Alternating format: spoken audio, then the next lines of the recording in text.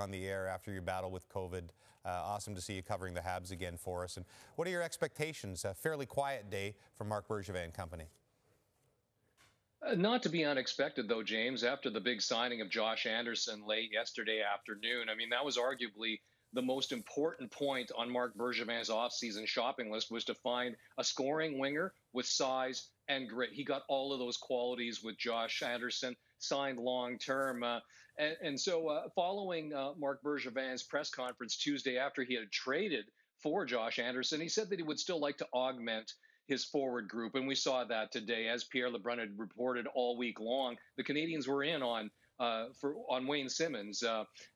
So clearly, Marc Bergevin is looking to add a little bit more size and grit to the wings. That could materialize in the next day or two or more. But the sense is that he's not really done as far as the forward core are concerned, although he's fairly limited in his cap space now. When he spoke to the media just a few hours ago, he said that he estimates approximately $3 million in cap space. He wants to leave a cushion of about $1.5 million. So unless Bergevin offloads a contract or two, he probably won't make any significant moves in the days to come. But certainly the Josh Anderson signing is the centerpiece over the previous 5 weeks, in which Bergevin really ticked a lot of boxes in his offseason shopping list, starting with Jake Allen as a reliable and experienced backup for Carey Price, and then augmenting his defense with Joel Edmondson in the trade and sign from the Carolina Hurricanes, James. Excellent, John Lewin. As we look at the prospects, Craig's top prospects for Montreal, there are guys coming. Start with the guy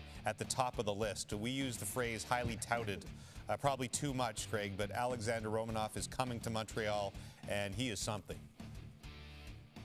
He really is. I mean, he is a workhorse defenseman that can play it any way you want. And, you know, as John Lou just pointed out, with the addition of Edmondson, he's nicely protected. It was only 2 years ago they drafted him. Cole Caulfield's still an elite goal scorer.